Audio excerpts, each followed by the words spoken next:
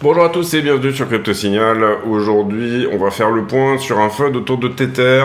On va faire le point également sur Silvergate et on va faire le point aussi sur, bien entendu, comme d'habitude, la price action, etc. Et quelques petites infos qui sont en train de sortir également sur un FUD autour de Binance. On passe sur le prix en 4 heures et vous voyez que pour le moment, on est toujours dans cette structure ici corrective. Alors, ce que j'ai envie de dire par rapport à ça déjà, c'est que compte tenu des news qu'on a en ce moment, on pourrait peut-être penser que BTC devrait être sous les 20 000 et pour l'instant, je trouve qu'il, plus ou moins, se comporte pas trop mal. En tout cas, voilà, suite à cette bougie Silvergate là, globalement, je trouve qu'on a quand même une price action qui n'est pas non plus extrêmement baissière. Ce qui m'inquiète un petit peu là-dedans, c'est ce potentiel bear flag que vous voyez ici. Bear flag qui nous dirait que, en fait, on va reproduire cette jambe-là à la suite de celle-ci. C'est-à-dire que là, ça, je vous parle du scénario baissier. Globalement, aller quelque part vers les 21 300. Personnellement, je suis quand même en recherche de longues dans ce flag. Bon, alors, j'ai ouvert mes longues à peu près par ici. Et on va dire que voilà, pour moi, le scénario, pour le moment, que je recherche de manière plutôt privilégiée, ça serait de venir, étant donné qu'on a une cassure ici de la structure baissière, venir chercher à minima ce fair value gap que vous avez ici, à peu près jusqu'au 23,2, et ici, si on va vraiment jusqu'en haut, jusqu'au 23,4. J'ai peut-être dans l'idée également de rester dans ce trade, c'est-à-dire ici de prendre juste un TP partiel pour éventuellement jouer tout simplement le fait qu'on continue, vous le voyez ici, cette tendance daily à la hausse, c'est-à-dire que là on est en bas de quelque chose, et si on arrive ici à casser cette trend de distribution, potentiellement venir chercher tout simplement au-dessus des 25,2. Donc pour l'instant, moi personnellement je suis plutôt haussier, soit tout simplement pour rentabiliser mon trade à peu près dans cette zone-là, et du coup me payer le fait que je garde un stop loss, voire peut-être même me payer le fait que j'élargis très légèrement mon stop loss, c'est-à-dire un scénario où on fasse quelque chose comme ça. Avec potentiellement ici, une fois qu'on aura pris ce gap-là, peut-être une prise de valeur sous la structure, comme ceci par exemple. Donc ça, c'est la première chose. La deuxième chose, c'est également que, bien entendu, il est possible de jouer du short, et il sera possible potentiellement de chercher du short également dans cette zone. Mais moi, personnellement, mon scénario serait plutôt de tenir la trend daily ici à ce stade, c'est-à-dire continuer tout simplement cette espèce d'élargissement, à peu près comme ceci.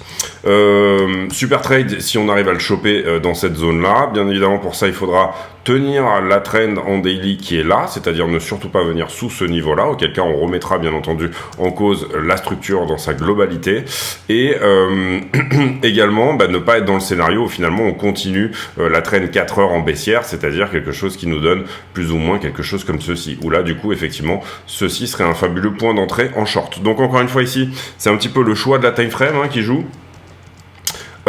Pour l'instant, moi j'ai le sentiment qu'on est plutôt en bas de quelque chose et plutôt à la fin de cette correction-là.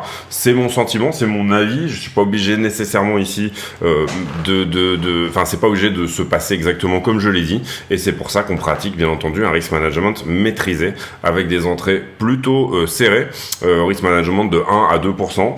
Et bien évidemment ici, il vaut mieux multiplier les entrées, c'est-à-dire que moi j'en suis là pour le coup ici par exemple j'avais pris un trade à peu près dans cette zone-là qui n'a pas fonctionné puisqu'on a derrière fait vraiment un plus bas, je me suis fait sortir et ensuite j'ai repris un trade ici dans cette zone là pour éventuellement encore une fois jouer la continuation.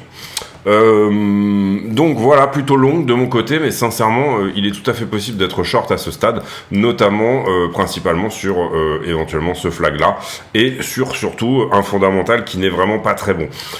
Trader du fondamental pour moi ça m'a jamais énormément réussi au sens où comment dire c'est pas que ça m'a jamais énormément réussi, il faut toujours avoir un œil sur le fondamental, mais plutôt vraiment se baser sur le fondamental pour trader. Parfois du coup vous allez avoir sur des news mainstream énormément de shorts en fait qui vont rentrer, et donc le prix va finalement aller cueillir ces shorts et vous donner un short squeeze. Donc sur parfois une mauvaise news, vous allez avoir une action de prix qui est totalement à l'inverse. Donc c'est pour ça que je préfère ici plutôt trader les structures, trader voilà ce que me dit la chart en price action plutôt que ou la liquidité plutôt que tout simplement trader les news. Les news, il y en a beaucoup qui sont mauvaises. Avant d'aller les voir, on va éventuellement faire un point sur Ether. Ether, on est globalement à peu près dans le même type de structure, vraiment, c'est exactement la même chose. Sauf à dire que sur Ethereum, bon, on est toujours pareil sur une trend daily également qui est haussière. Ce qu'on va rechercher sur Ethereum, c'est plus ou moins le mouvement qui va nous emmener par ici. Personnellement, je dirais qu'une target de à peu près quelque part entre 1800 et 2000 dollars serait plus ou moins, si vous êtes haussier à ce stade, une bonne target.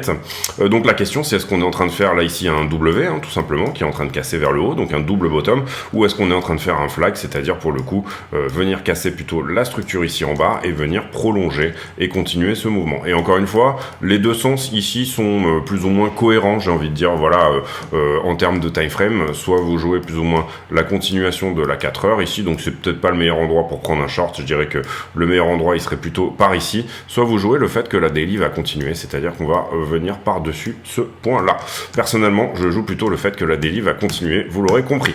Donc sur Ether, vraiment la même chose, on va aller voir désormais les news, et principalement pour moi la news du jour c'est celle-ci, c'est-à-dire que USDT aurait utilisé des documents falsifiés et des sociétés écrans pour ouvrir des comptes bancaires. Alors on est ici en ce moment en plein scandale, également Silvergate, etc. Donc on va dire que l'accès de certaines sociétés, excusez-moi je vais éternuer donc je mets en pause. Excusez-moi.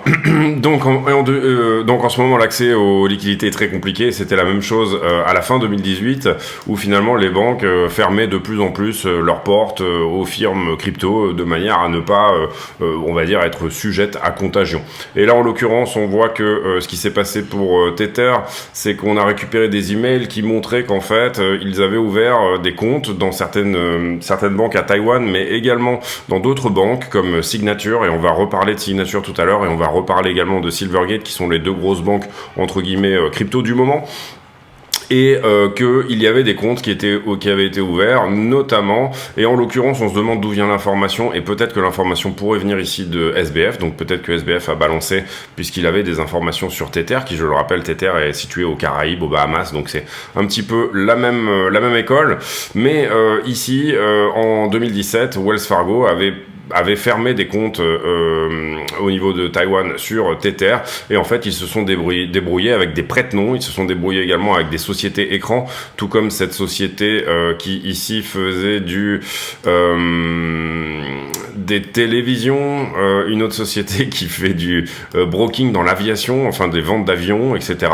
Et finalement avec des prête-noms, etc. ils se sont débrouillés pour ouvrir, et à l'époque c'était, on va dire, un problème existentiel pour Tether, il fallait qu'ils puissent poser leur argent de toute façon quelque part, tout le monde leur fermait la porte, et effectivement ce qu'on voit là c'est qu'il y a eu vraiment des choses très très opaques qui ont été faites, que effectivement ces comptes et c'est peut-être pour ça que Tether a énormément eu de mal à répondre à tous les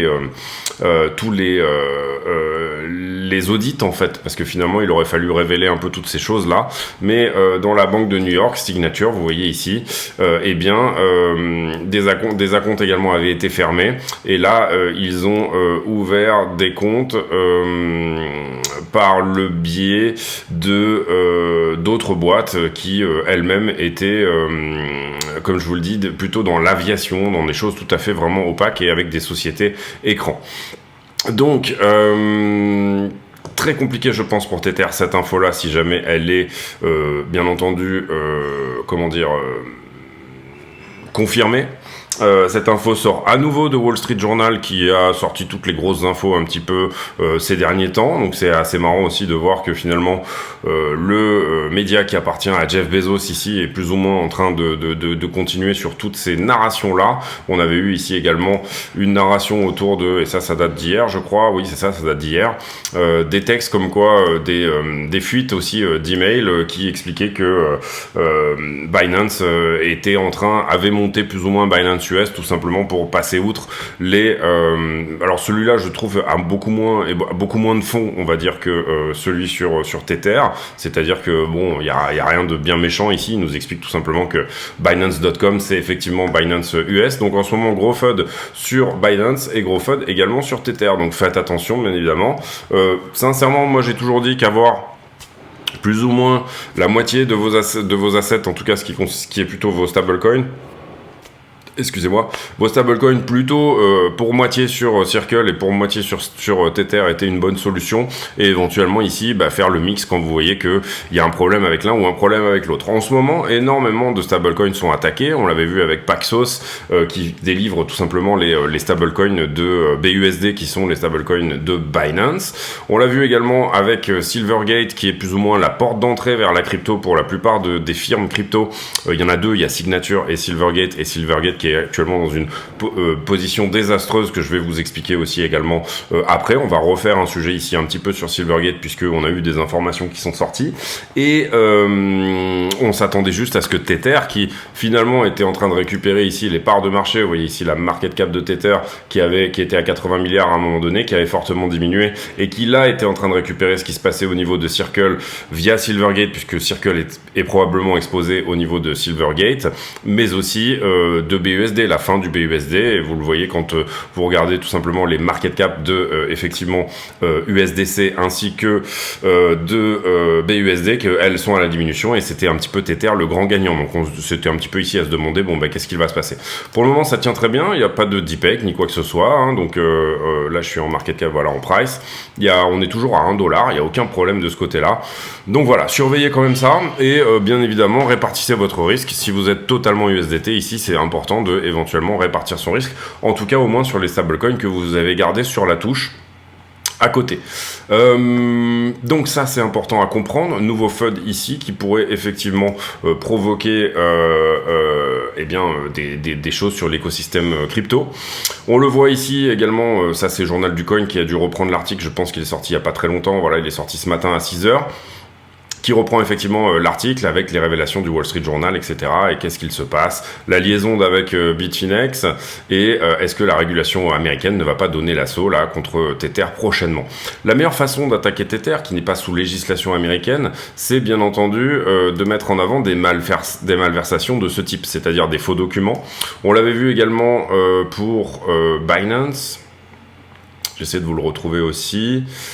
Non, pour l'USDT aussi, où il y a très peu de temps, une semaine, il commençait à se dire que l'USDT était utilisé du côté du Venezuela pour éviter les sanctions, et également du côté de la Russie, donc du money laundering, ou tout simplement essayer d'éviter en utilisant USDT des sanctions tout simplement. Et donc là, c'est important à comprendre que donc on a le côté patriotique, on a le côté faux document qui commence un petit peu là à transpirer, donc du coup attention à ça. Et puis on a également le côté, on va dire, alors il y a un double tranchant à ça. Admettons que tout d'un coup tous les stablecoins soient décriés.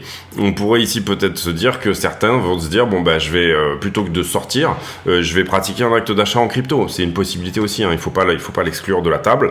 Donc il y a peut-être certains, on va dire, personnes qui vont se dire finalement je suis peut-être plus à l'abri en étant sur la crypto qu'en étant sur le Tether. Je pense pas que ça soit le cas sincèrement, puisque une énorme crise sur la totalité des stablecoins amènerait également de facto une crise sur la crypto, donc une dévaluation des cryptos, et ça dans une mesure encore plus importante si vous voulez. Pour l'instant, Tether a toujours très bien réagi à tous les FUD qui ont été montés sur lui. Le fait que effectivement ça soit une firme aux Bahamas, que ça soit extrêmement opaque au niveau des audits et toutes ces choses là n'est pas encourageant, je vous le dis sincèrement, sur Tether, et je l'ai toujours dit. J'ai toujours dit que s'il y avait un des stablecoins qui était à fuir, c'était Tether, mais malheureusement la plupart des contrats qu'on trade sont aujourd'hui beaucoup plus liquides en USDT, donc on est bien obligé en tant que day trader, etc., nous qui tradons tous les jours, d'utiliser les paires qui sont les plus liquides. Quand vous allez sur les paires Circle, etc., ce genre de choses, vous n'avez pas du tout la même liquidité que ce que vous pouvez avoir sur la paire USDT, et ce surtout sur les futurs et les leviers. Mais en l'occurrence, vous voyez ici que on ne pouvait pas attaquer directement, par exemple Paxos, on avait attaqué, puisque Paxos est une firme qui est américaine, on avait attaqué directement Paxos en leur disant vous faites du BUSD, c'est un contrat d'investissement, et pour moi tout ça est extrêmement discutable, au sens où bien évidemment un stablecoin n'est pas un contrat d'investissement, puisqu'il n'y a pas de volatilité dessus, donc je vois pas trop à quel point ça peut entre guillemets profiter à celui qui en achète et à celui qui l'issue. Celui qui l'issue, il va prendre des bons du trésor derrière, et bien évidemment il va en tirer un bénéfice, mais c'est pas un contrat d'investissement. La deuxième chose qu'il est important de comprendre, c'est que on a aussi des choses sur Silvergate, et je vous parlais ici des bons du trésor et de ce genre de choses, les T-bills. Et en l'occurrence, ici, on nous explique pourquoi Silvergate est à peu près sur le point d'exploser. C'est tout simplement qu'en fait, il y a des très mauvais investissements qui ont été faits du côté de Silvergate, c'est-à-dire qu'en l'occurrence, ils avaient acheté des bons du trésor avec des rendements très faibles, de l'ordre de 1%, puisqu'on était en bull run, au moment où il y a eu cet afflux massif de gens qui ont voulu tout simplement placer du dollar chez eux parce qu'ils avaient des exchanges ou ce genre de choses. Et en l'occurrence, apparemment, ils ont pris principalement du 10 ans. Des bons à 10 ans, et en l'occurrence des bons qui avaient, encore une fois, des rendements qui étaient plutôt autour de 1%. Donc qu'est-ce qui s'est passé quand il y a eu l'explosion de FTX? Tout simplement, ces bons du trésor à 1% valaient à peu près 10% de moins, puisque entre-temps, il y avait une hausse des taux, et que donc du coup, ils étaient bien plus dépréciés. En l'occurrence, ici, en ce moment, vous avez des bons qui sont de l'ordre entre 4, peut-être 4-6%. Donc du coup, bien évidemment, la valeur de votre bon, quand vous voulez le revendre sur le marché de l'occasion, elle va se diminuer, puisqu'il n'a un rendement que de 1%. Donc admettons que vous l'ayez payé $100, vous allez peut-être pouvoir le vendre tout de suite pour la somme de $90. Je schématise ici, mais c'est un petit peu l'idée. Et en l'occurrence, là où ça a été très mal géré, c'est que là où ils ont pris une majorité de bons à 10 ans, ils auraient dû en fait prendre des bons à 3-4 mois, et ils auraient dû front-runner, ils auraient dû avoir dans l'idée que potentiellement, eh bien tout simplement, les taux allaient monter, donc que leur taux, leur problème allait augmenter avec ces taux-là. Et le fait d'avoir pris des bons à 10 ans a fait qu'au moment de FTX principalement, il y a eu cette énorme bank run, tout le monde a voulu son argent, et donc du coup ils ont été obligés de revendre tous ces bons là à la hâte, à un moment où effectivement on était en plein dans un moment où les taux réaugmentaient, donc leurs bons personnels perdaient de la valeur, et ça les a obligés tout simplement à accuser une perte de plus d'1 milliard sur le mois de la collapse de FTX. Et on le voit ici, et dernièrement ils ont été obligés de fermer leur SEN, le SEN étant le Silvergate Exchange Network. C'est plus ou moins en fait une sorte de... Tout simplement ils l'ont fermé parce que plus personne n'était dedans, plus personne ne l'utilisait. Donc du coup voilà, et... puisque tout le monde s'est désolidarisé de Silvergate au moment où ils ont compris que il valait mieux ne pas être tout simplement dans leur papier.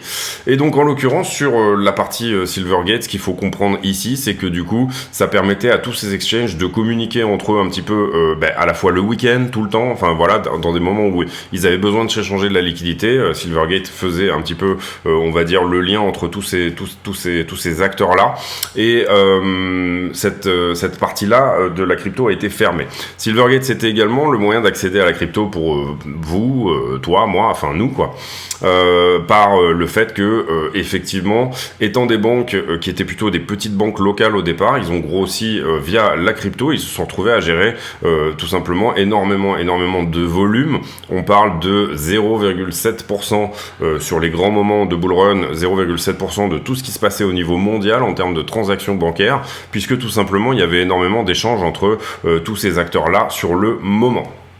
Donc en l'occurrence, via Silvergate, on attaque plus ou moins Circle, encore que je suis pas sûr que Circle soit vraiment dans les papiers de qui va être attaqué, hein. Pour moi, BlackRock et Coinbase vont être plus ou moins les gagnants de l'histoire, mais on va voir, hein, c'est peut-être pas le cas.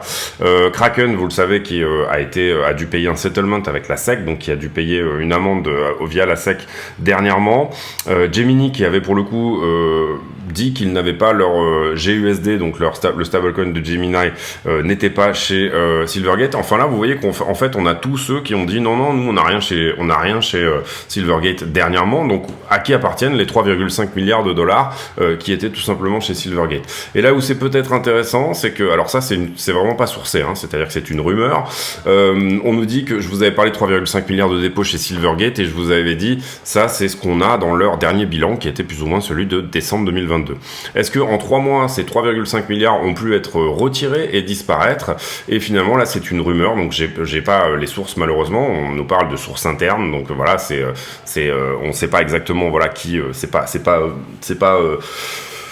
comment on dit, c'est pas confirmé, mais visiblement il y aurait plutôt une somme de dépôt maintenant qui serait de l'ordre de 200 millions. Donc les 3 milliards auraient pu être retirés dans les 3 derniers mois. Et si cette info-là, elle sort et qu'elle est effectivement confirmée, en fait finalement la contagion Silvergate n'existe pas. Oui, c'est moins d'accès à la crypto, c'est moins de cash qui circule entre tout le monde, donc c'est pas une très bonne chose.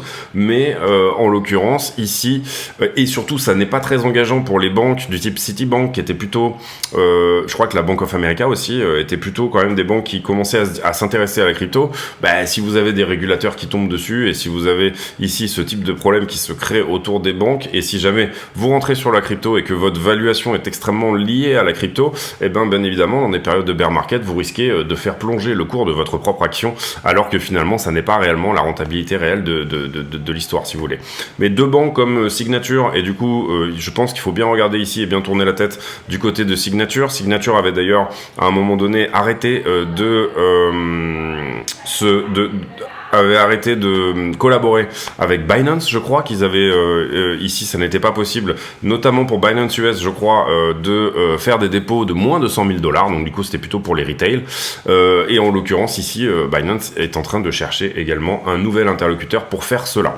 Il y aura toujours quelqu'un, il y aura toujours des banques qui pourront proposer ces choses-là, mais ça n'est pas une très bonne chose, et bien qu'elles soient en situation d'échec aujourd'hui, donc j'aurais tendance à dire bien surveiller Signature en ce moment, puisque c'est un petit peu, on va dire, le dernier accès.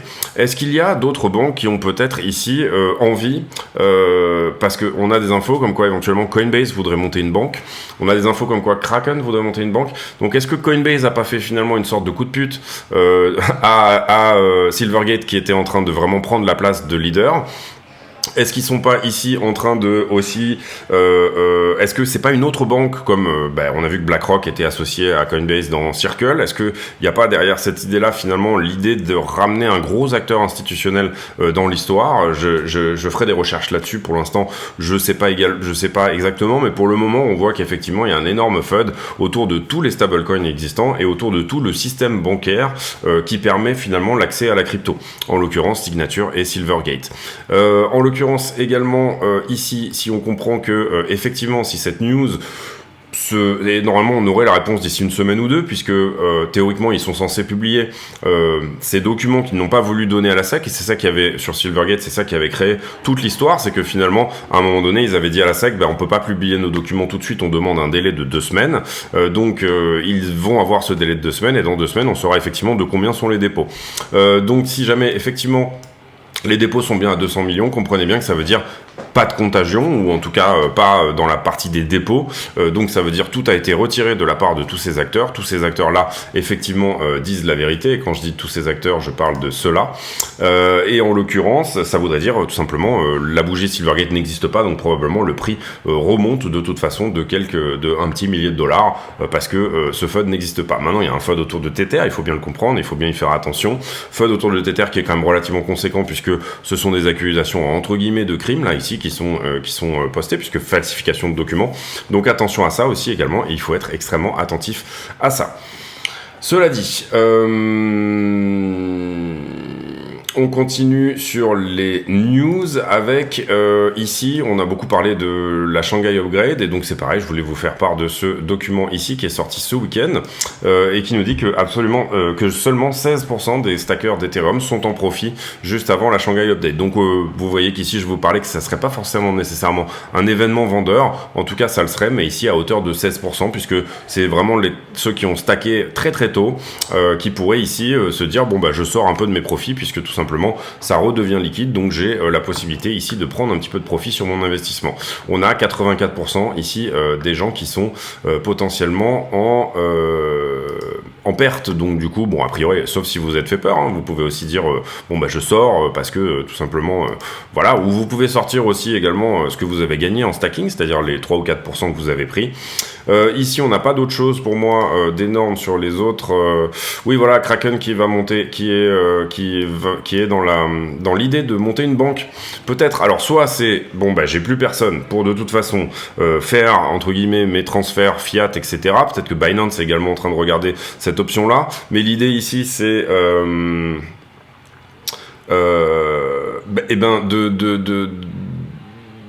de là où vous n'avez personne qui est capable de faire ce que vous voulez, du coup de venir remplir tout simplement cette place. Silvergate va laisser probablement un siège vide, et en l'occurrence ici ceux qui auront les balls entre guillemets d'y aller pourront récupérer éventuellement des market shares, donc des parts de marché, et pouvoir s'installer dans ce siège vide qui certes est peut-être un siège éjectable, puisque vous le voyez ici, on nous dit malgré l'endroit bizarre où se trouve la régulation, puisque en ce moment le gros de la narration sur la crypto, c'est la régulation. Finalement, on se passe un petit peu la balle entre l'inflation, la régulation, etc. Et en ce moment, principalement, c'est la régulation, et c'est elle qui est plus ou moins en train de décorréler la crypto finalement du S&P et du monde entre guillemets des actions qu'on va appeler les actions, le risk on si vous voulez, les actions un petit peu risquées. Rien d'autre ici sur les autres. Ici oui, demain on aura un discours de Powell devant le Sénat, donc il faudra absolument suivre ça parce que du coup on repassera ici dans la narration plus inflationniste et c'est demain au Sénat et mercredi devant la Chambre des représentants, et on aura des news sur l'emploi en fin de semaine, ça on en avait déjà plus ou moins parlé. Ici un article qui nous dit que le rallye sur les actions pourrait continuer, un analyste de Morgan Stanley qui nous dit qu'on est dans une zone critique entre guillemets, peut-être une zone de retournement également. On va envoyer la page de pub, j'en profite aussi pour vous dire de surtout mettre un like, c'est très important, de pousser vraiment la chaîne vers le haut, donc prenez le temps de le faire maintenant, mais mettre un like c'est vraiment ce qui permet d'avoir de plus en plus d'auditeurs sur la chaîne et puis éventuellement nous rejoindre, puisque j'ai oublié de le faire en début de vidéo, sur le Discord dont le lien est en description. On y va pour la page de pub et ensuite on va faire la liquidité et après on terminera par une conclusion. Allez, on y va pour la page de pub. La chaîne est partenaire de deux exchanges qui sont Bybit et BitGet. Ces deux exchanges ont fait leurs preuves, ils sont suffisamment liquides à mon sens et ils ont également d'excellentes preuves de réserve. Comment on passe par le lien de la chaîne pour s'affilier sur un de ces exchanges? Tout simplement, on va sur la vidéo, on clique sur la description de la vidéo et là vous aurez trois liens importants. Le premier étant l'accès au Discord, le serveur qui nous permet de communiquer. Le deuxième étant les liens d'affiliation ici que vous voyez sur Bybit et BitGet. Lorsque vous cliquez sur un de ces liens, vous allez tomber sur une page qui ressemble à ça, et là vous allez cliquer sur s'inscrire. À partir de là, vous aurez de toute façon accès au moins 15% sur vos frais de trading, quoi qu'il arrive. Pas besoin de faire le reste, on va dire. À partir de là, vous serez de toute façon affilié. Mais vous pouvez éventuellement aller plus loin. Vous pouvez aller plus loin en tout simplement, une fois que vous êtes connecté, votre page de connexion, elle ressemble un petit peu à ça. Et là, vous allez passer votre souris sur votre icône de profil, et ça va vous afficher un numéro qui s'appelle le User ID, le UID.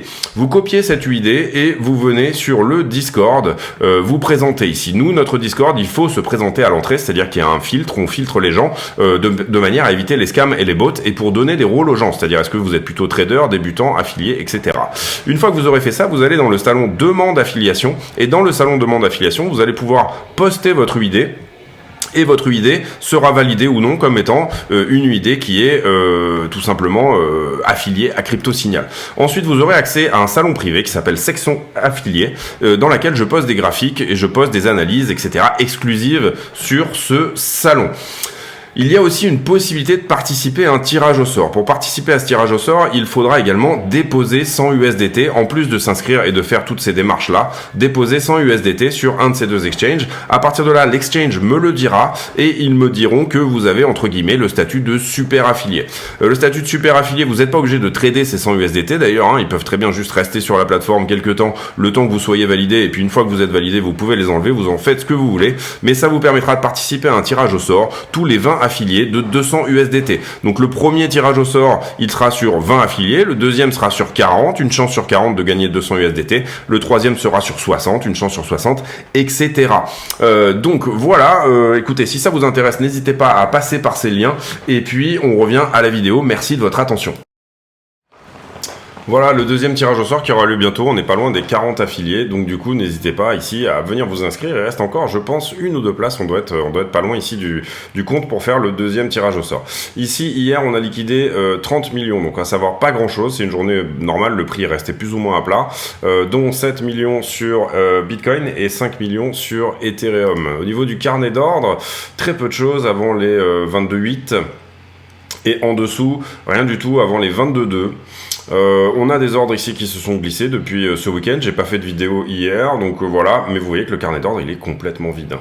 Sincèrement, par rapport à ce qu'on avait là par exemple, vous le voyez là c'est rempli, et là c'est vide, enfin c'est relativement flagrant, il n'y a pas grand monde en ce moment qui, soit il y a très peu d'intérêt pour la crypto, soit tout simplement il n'y a pas grand monde sur les exchanges, il n'y a pas grand monde qui remplit les carnets d'ordre tout simplement. Ici, hier on avait montré ces niveaux à prendre, vous voyez que tous les niveaux ont été pris, c'était pas hier, c'était avant-hier, c'était samedi, donc on peut nettoyer celui-ci, celui-là et celui-là. Comment le prix s'est construit entre-temps, merde. Eh bien, là, on va dire que j'ai pas mal de longues qui rentrent. Vous le voyez, le prix descend, mais l'open interest augmente. Donc, c'est normal que derrière, on continue sur la descente. Ensuite, finalement, là, ça s'inverse un petit peu. Encore que c'est pas flag, mais on aura un point, pour moi, à prendre ici, puisque, bon, c'est pas un point fondamental. Il n'y a pas énormément de dissonance, c'est-à-dire d'anomalie, là, ici. Mais on aura un point à prendre de ce côté-là. Ensuite, on se construit un petit peu dans le même sens, sauf à la fin, où on est peut-être un petit peu shorté sur le haut là, très légèrement, donc on peut considérer également sur le haut de cette bougie là qu'il y a quelque chose éventuellement à prendre. Après, là on liquide pas mal de monde, là on est toujours dans le bon sens on va dire, ici peut-être un petit peu de short sur ce point là. Est-ce qu'on a été longué sur ce point là? Bon, de toute façon il a été pris donc on va pas forcément le noter. Ensuite là j'ai un peu de short au top et vous voyez qu'il a été pris. Ici j'ai un gros short au top également, donc du coup c'est ce qui explique un petit peu cette bougie là par la suite. Ensuite ici j'ai pas mal de short également, vous voyez que le prix latéralisme et le funding diminuent fortement. Ici on se replace encore sur du short, mais c'est ce qui explique un petit peu cette bougie là. Ensuite ici finalement on a quand même encore du short également. Ici pareil, toujours du short. Ici pas mal de longues, peut-être sur ce point là, au sens où vous le voyez là on avait une dissonance un petit peu entre ce que fait le prix et l'open interest, donc oui on peut dire qu'ici il y a du long. Hop. Et ensuite c'est surtout la fin là qui m'intéresse moi. En l'occurrence, qu'est-ce qui se passe sur la fin? Bah, vous voyez que là on diminue malgré le fait que le prix augmente, donc on était shorté sur cette bougie là, ici très légèrement longué, ici re-shorté à nouveau, même on est même plutôt sur de la fermeture de longue en l'occurrence. Finalement c'est très mou hein. Ici vous voyez que bon on a un petit peu une reprise. On va regarder un peu l'open interest également, comment il se place par rapport à Silvergate. Vous voyez qu'on a déjà repris la moitié de l'open interest de ce qui s'était fait entre guillemets sur Silvergate. La question c'est également sur la totalité de la structure qu'on voit là, qu'est-ce qu'a fait le prix? Le prix il a augmenté. Est-ce que du coup j'ai un open interest qui a fermé du short, donc qui lui du coup aussi aurait augmenté également? Pas vraiment, je suis au même point d'open interest finalement que ce qu'on était, je suis légèrement en dessous, donc j'ai plutôt un open interest qui a diminué alors que le prix a augmenté, donc ça me sous-entend que quand même sur la totalité de la structure on a plutôt plus de shorter que de longueur. Également ici pas mal shorté sur cette zone là, c'est ce qui explique la bougie actuelle, et là au top de cette bougie là sur le retracement actuel on a retracé très vite, vous le voyez ici là le funding il est là, je sais pas si vous voyez la petite bougie là, mais on a énormément retracé, donc ça veut dire également énorme point de short à prendre sur le dernier top qui était là. Énormément retracé, donc énormément de longues fermées. Énormément de longues fermées, ça veut dire également que oui, ce niveau est quand même relativement conséquent entre guillemets, puisque on a l'impression qu'on va un petit peu plus vite que ce qu'on devrait. Avec cette toute petite bougie là, on remet quasiment le funding en négatif, donc on peut se dire que proportionnellement entre guillemets, juste avec ça, il y a eu des shorts qui se sont encore rajoutés par dessus. C'est ça en tout cas l'idée. On va faire Ethereum.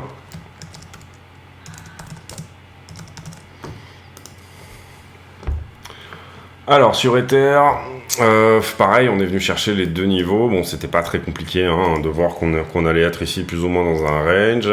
On est venu chercher ici les 4 niveaux. Comment ça s'est fait? Alors déjà, étude de la structure globale. Pour le coup, Ethereum, il est plutôt en bas. Vous le voyez là sur Bitcoin, on avait récupéré tout ce qu'on avait perdu en open interest, ou en tout cas la moitié. Donc en termes d'open interest, Bitcoin est plutôt là. Donc ça sous-entend quand même un regain d'intérêt pour le Bitcoin en termes d'open interest, et assez peu d'open interest en ce moment sur Ethereum, alors qu'on avait eu un engouement assez fort dernièrement. Ici on fermait du long, donc on est allé dans un funding négatif. De toute façon j'avais déjà fait les niveaux ici jusqu'à là, voilà, donc on va prendre ce point à partir de ce point là tout simplement. Hop. excusez-moi. Et donc du coup, donc sur la structure globale, pas beaucoup plus d'open interest, et on a un funding qui globalement est à peu près au même endroit. Enfin voilà, il a légèrement augmenté finalement entre le bas de la bougie ici de Silvergate et la bougie actuelle. Après, comment ça s'est fait? Bah là, on est plutôt dans le bon sens. Ici, il y a effectivement du long qui s'est mis dedans, mais vous voyez que l'open interest est assez flat hein, finalement. Ici j'ai une augmentation du prix, augmentation de l'open interest, donc tout va bien, diminution, donc tout va bien, on est dans le bon sens. Ici j'ai un endroit où le prix augmente, mais l'open interest est stable, donc on peut considérer que ce point-là a relativement été longué. Et puis derrière j'ai un open interest à plat, un prix à plat, donc tout ça est relativement normal également. Là on diminue et l'open interest et le funding diminue également, donc ça c'est plutôt normal aussi. Ici j'ai une réaugmentation, donc finalement ce point là on pourra le mettre en 2 pixels, c'est un point important à prendre en termes de longue. Et puis derrière, là j'ai un prix qui augmente, mais j'ai un open interest qui descend, donc on était shorté. Là on ferme du short, donc du coup c'est normal que l'open interest augmente jusqu'à ce stade là, où là effectivement le prix continue à augmenter, mais l'open interest diminuait fortement. Donc on peut estimer vraiment ici également qu'il y a un point désormais assez fort à prendre en short à ce niveau là, puisque là vous le voyez, même chose finalement, on a eu un tout petit mouvement de prix qui nous a complètement reset, beaucoup plus que reset même, qui nous a renvoyé l'open interest très très bas dans le rouge.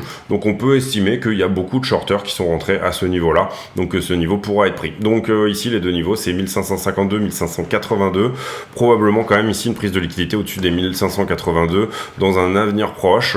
Bon après on peut aussi laisser gagner ces gens là, ça arrive parfois que tout simplement on se plante également sur la liquidité, c'est tout à fait possible.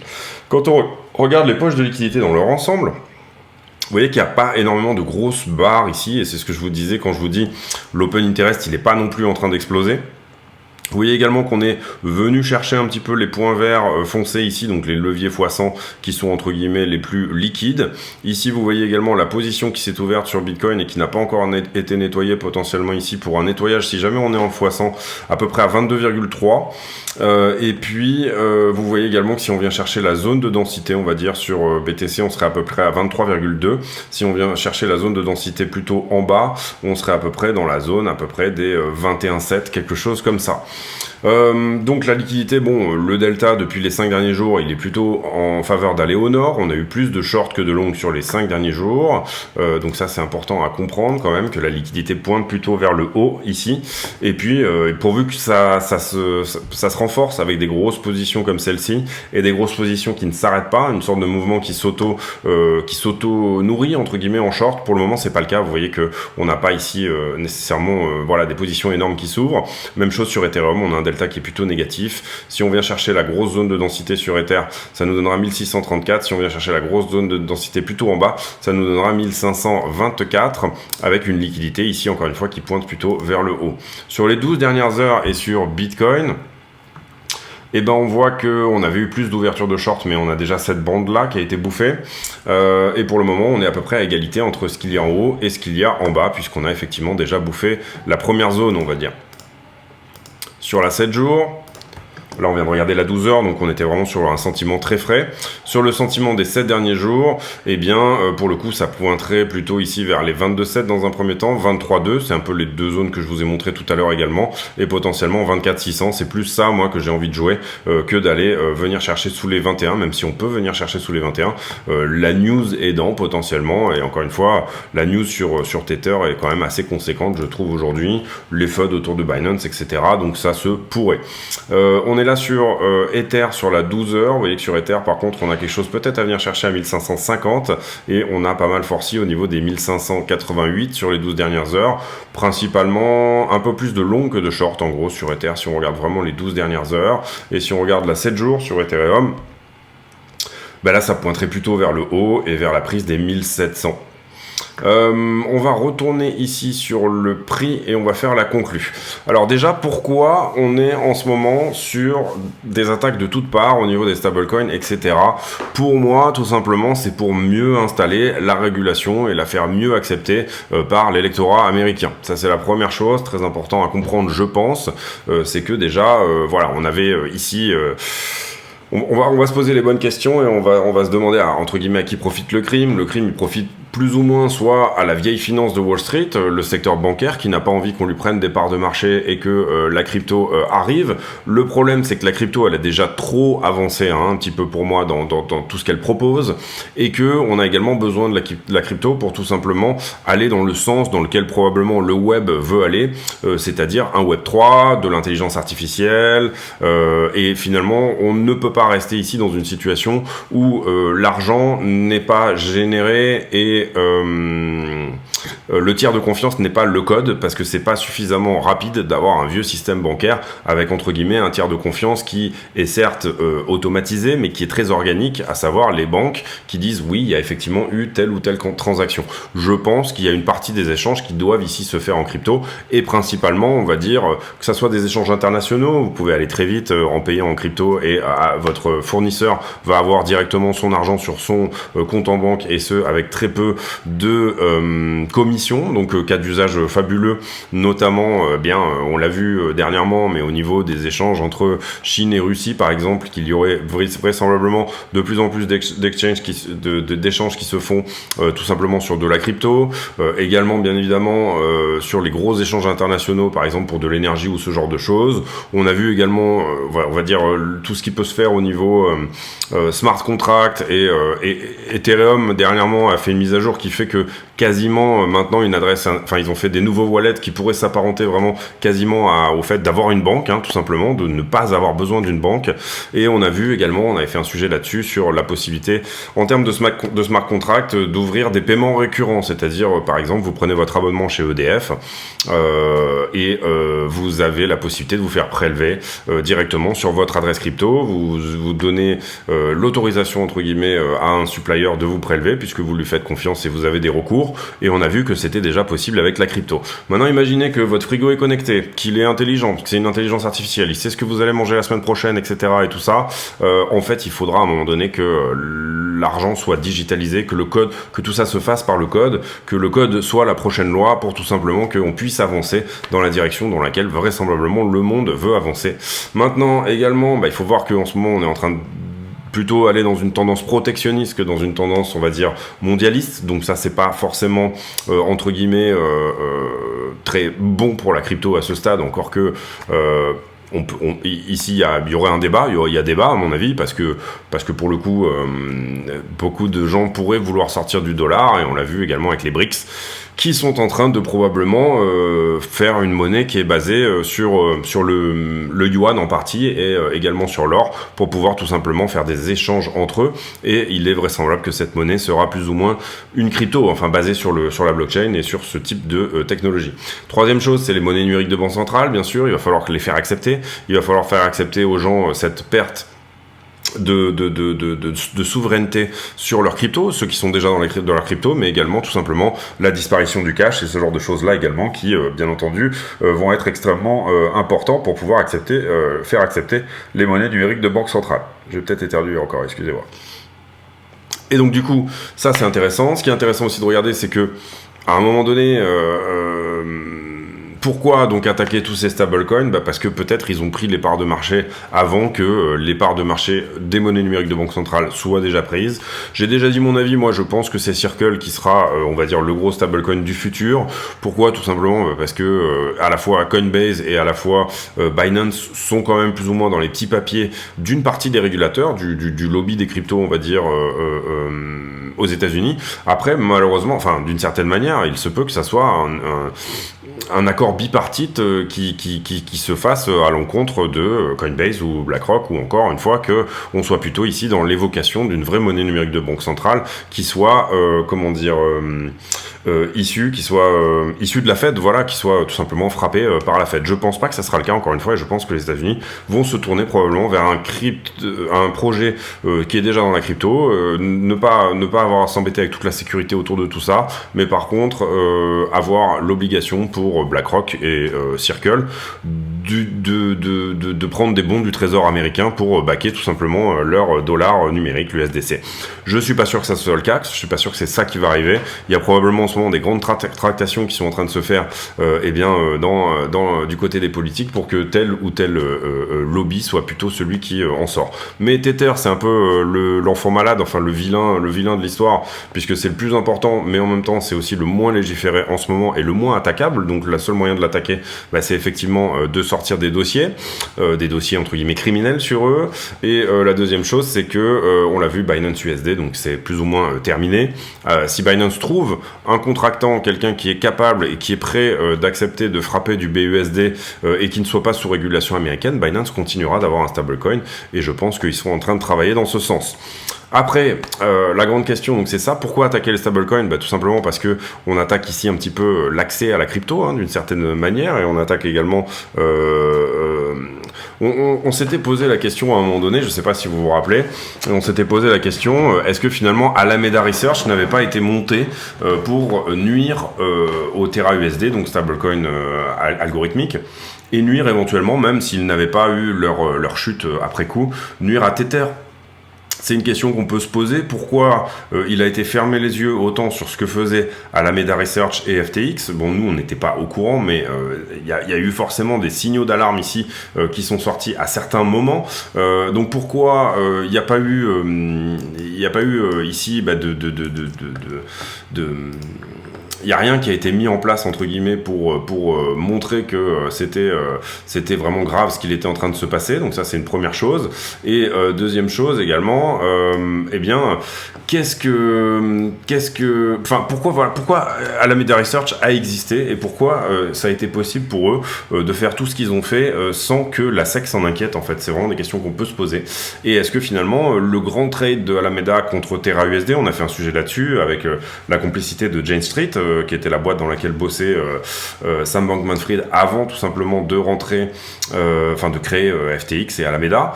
Est-ce que cette histoire-là n'est pas n'a pas été instrumentalisée de toutes parts par l'administration américaine pour tout simplement avoir un énorme FUD et faire passer la pilule d'une régulation crypto qui est en train d'arriver là en ce moment.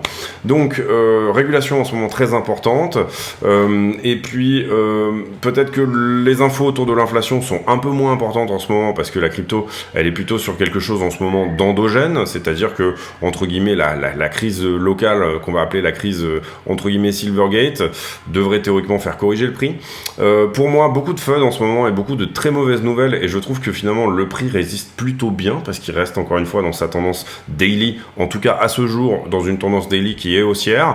Et moi, ce que j'espère, ou en tout cas ce que je vais jouer à ce stade, c'est que on aura plein de shorters qui vont rentrer sur les news prochaines et que finalement on va en réalité faire tout à fait l'inverse de ce que pense le marché.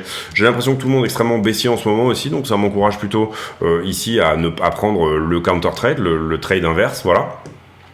Mais je peux tout à fait me planter encore une fois ici, et surtout il suffit du moindre, pour moi je serais sorti à partir du moment où ici on vient chercher sous la structure, ce qui est encore une fois plus que probable. Donc l'idée c'est soit de suivre les marchés au jour le jour, donc dormir très peu, et soit tout simplement prendre des trades plus larges. C'est vraiment une potentialité ici qui peut vouloir être envisagée, c'est-à-dire de dire en fait finalement je vais prendre X% de mon capital et je vais aller jusqu'au moins 10% finalement d'une liquidation par exemple, mais je vais prendre un pourcentage beaucoup plus petit de mon capital pour éventuellement être dans ce trade et y rester si jamais j'ai plus ou moins ce que je veux voir ici.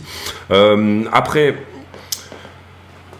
très mauvais fondamental en ce moment, très mauvaise macro, très mauvais contexte macro, très mauvais fondamental. On va voir ce qu'a fait S&P, mais je pense qu'il est haussier aujourd'hui. Oui, on est plutôt à la hausse sur S&P. On a une petite ouverture en gap haussier même ce lundi. Vous la voyez, il est là. Hop, juste là. Voilà, est-ce qu'on va venir fermer ce gap ou est-ce qu'on va garder ces gaps comme des gaps de rupture? C'est un petit peu la question. Personnellement, je pencherais plutôt pour le fait d'aller venir le fermer à un moment donné dans la journée. Voilà, est-ce que la crypto se décorrèle ou pas du S&P? Ça, c'est la première question. Oui, parce qu'il y a des événements endogènes qui font qu'elle a ses propres narrations, entre guillemets, ses propres problèmes. Il faut d'abord qu'elle balaye devant sa porte et ensuite on pourra considérer que c'est un asset risk-on, on va dire comme un autre. Donc ça, c'est la première chose. La deuxième chose également, c'est regardez bien ce qui se passe du côté de Tether. Regardez bien s'il n'y a pas des mauvaises news qui sortent du côté de Signature Bank. Et regardez bien également quels sont les acteurs qui vont ici. Alors ça c'est plutôt une bonne nouvelle, on a le gaz naturel qui a fortement corrigé aujourd'hui, donc ça c'est plutôt bien parce qu'il était en train d'aller titiller ici des niveaux vraiment pas cool. Donc on surveillera ça aussi de près. Et oui, donc surveillez bien tout ce qui est Signature Bank, surveillez bien qui veut monter des banques en fait dans la crypto, parce que c'est un peu ça la question. Pourquoi on a balayé certains des acteurs? Est-ce que c'est pour mettre d'autres acteurs à la place, ou alors est-ce qu'on essaye de fermer les vannes tout simplement d'un potentiel bull run qui était en train de se créer, et soit de manière institutionnelle pour racheter plus bas et avoir tout simplement ici une porte d'entrée plus sympathique pour une entrée, soit d'un autre, et forcer ceux qui ne veulent pas vendre à vendre, hein, puisque c'est un petit peu l'idée ici aussi. On l'a vu qu'en ce moment il y avait des mains très fortes qui détenaient la plupart des bitcoins, et que c'est ça qui crée ce type de mouvement, c'est-à-dire que tout simplement personne ne veut vendre. Donc il y a très peu, si vous voulez acheter X milliers de bitcoins à un prix donné, vous allez avoir du mal probablement ici sans faire pumper le prix, vous allez avoir du mal à en trouver à des prix intéressants OTC, etc. Donc il va falloir, si vous voulez recharger du bitcoin sous les 10 000 $ par exemple, secouer un peu le cocotier avec tout simplement ce type de news là, c'est-à-dire que ça peut être aussi d'un autre côté extrêmement baissier. Mais pour le moment je trouve que ça tient très bien, moi, cette histoire. Je suis même plus ou moins choqué par le fait que on ne soit pas déjà beaucoup plus bas. On a vraiment un FUD par jour ici qui sort, et en fait finalement le prix réagit plutôt pas mal. À voir si on est en train de créer ici plutôt une structure en fait d'accumulation ou de distribution. Si on crée tout simplement une structure de distribution, ça veut dire que oui, tout ça c'était un bear flag, et que oui, on va dévisser beaucoup plus juste derrière. Donc ici ça va nous donner ce type de mouvement, hein, pour revenir potentiellement jouer avec ces points là. Et si c'est en fait une structure de réaccumulation, là au moment où ces gens là auront été servis, et où on aura réussi tout simplement, puisque là on a quand même des W dans des W, potentiellement un triangle ascendant, ce genre de choses qui est plus ou moins en train de se former. Si tout ça prend forme, à ce moment-là, pour moi, on repart vers les 25,2 et peut-être plus. Donc la grande question, est-ce qu'on est en train d'accumuler ici, ou est-ce qu'on est en train de distribuer? Pour le moment, en tout cas, on accumule du stop longueur, donc attention à ça, hein, ça veut dire qu'on commence à prendre de la liquidité en dessous, mais on voit que le sentiment est quand même, je trouve, depuis quelques jours, plutôt shorter. Donc moi, j'aurais tendance à jouer, encore une fois, le trade inverse. Voilà pour mon analyse. On est peut-être en bas de quelque chose, on est peut-être en haut de quelque chose, c'est un petit peu ça la question qu'on se pose. En tout cas, pour moi, plus intéressant ici à ce stade d'essayer de jouer tout simplement le bas de structure 4 heures pour aller dans une continuation de la structure daily. Voilà, j'espère que cette vidéo vous a plu. Un petit peu long certes, mais on est rentré aussi dans pas mal de détails, et vous voyez que finalement on a discuté un petit peu presque à la fin de choses plus ou moins philosophiques. La grande question est pourquoi toutes ces attaques coordonnées, et à mon avis tout simplement c'est pour effectivement faire passer la pilule de contraintes futures qui seront peut-être qui seraient mal passées faute de ça. On voit également aussi que toutes ces choses-là ne se font pas par des régulations, par de la loi, mais qu'elles se font principalement par la SEC et par la presse. Donc ça c'est important, du coup entre guillemets, là où Bitcoin peut faire partie d'enjeux électoraux importants, finalement tous ces FUD là ne se font pas, ils se font plutôt chez le juge, et ils se font plutôt encore une fois dans la presse. Donc finalement l'administration Biden ne souffre pas potentiellement, même si elle est derrière tout ça, de toute la partie qu'on va qualifier de mauvaise presse par rapport au fait de tout simplement faire perdre des investisseurs. Par exemple, on a en ce moment la SEC qui refuse plus ou moins, parce que en fait Binance est plus ou moins en train d'essayer d'acheter Voyager Digital. Voyager Digital ont bloqué les retraits, c'est-à-dire que les gens qui avaient leur argent chez Voyager Digital sont bloqués, ils ne peuvent pas retirer à ce jour, et Binance a promis qu'ils soient tous remboursés. S'ils veulent sortir, ils pourront tous sortir. Binance a promis ça, donc en fait finalement on a la SEC qui attaque un projet qui est tout simplement en train de protéger les investisseurs qui étaient dedans, puisque ça empêche à Voyager Digital de faire faillite, et ça aurait permis bien évidemment ici à des gens de récupérer leur argent, des gens qui potentiellement sont des petits investisseurs que la SEC est censée protéger au final. Donc vous voyez que c'est un petit peu le le serpent qui se mord la queue. Ici, on sait pas trop où ça va cette histoire-là, mais en tout cas, énormément de FUD en ce moment. Gary Gensler qui essaye de vraiment avoir la main sur tout et qui a probablement, bien évidemment, ici des consignes par rapport à ça. On n'est pas juste ici sur du... C'est pas quelqu'un qui fait du zèle, c'est pas le mauvais flic qui fait du zèle, c'est tout simplement probablement des consignes. Je vous laisse là-dessus, j'espère que ça vous a plu. Encore une fois, quand je vous dis je trade une direction, ça veut pas dire que vous devez remettre en cause, par exemple, si vous étiez en short, plutôt le potentiel de votre short ou quoi que ce soit. Il n'y a pas ici d'idée de vous faire changer d'avis ou quoi que ce soit. Je vous dis simplement, moi, quelle est ma direction préférentielle. Pour le moment, c'est le maintien du daily vers un nouveau plus haut en daily. Mais il est tout à fait possible, bien entendu, qu'on vienne chercher sous la structure et voir qu'on vienne perdre éventuellement ce point-là sur BTC et celui-là. Il y a des choses qui simplement se jouent plus que d'autres. Et là, sincèrement, pour moi, le risk-reward de ce trade-là, celui qui va comme ceci, me paraît plus intéressant à prendre, surtout si on arrive à bien être en bas de quelque chose, que le risk-reward d'une continuation baissière. Donc j'aurais tendance ici, en ce moment, à aller un petit peu contre la 4 heures et à plutôt aller dans le sens de la daily, puisque on est potentiellement sur un point bas intéressant sur la daily. Et je peux tout à fait me tromper, et c'est pour ça que je mets des stop loss, et c'est pour ça que j'ai un risk management qui est maîtrisé. Je tente pas ici 10, 15, 20 entrées. On va dire que je vais en tenter quelques-unes, et en tout cas je vais attendre même des structures plus petites pour éventuellement ici, donc en 1 minute, ce genre de choses, pour éventuellement rentrer dans mon trade. Je m'arrête là, j'espère que cette vidéo vous a plu. Encore une fois, si c'est le cas, mettez un like, faites-le, c'est important, et puis on se retrouve demain pour une nouvelle météo par rapport au Bitcoin, et j'ai pour habitude en fin de vidéo de poser une question à la con, c'est-à-dire une question qui n'a rien à voir avec le prix du Bitcoin, et la question du jour, elle sera sur est-ce que vous êtes plutôt ciseaux ou coupe-ongles. Voilà, ça sera la question du jour. Question à la con, hein, donc bah voilà, là pour le coup c'est vraiment une chouette question à la con, puisque encore une fois elle est vraiment très con. On se voit demain et je vous remercie de votre fidélité et de votre bienveillance. À très bientôt.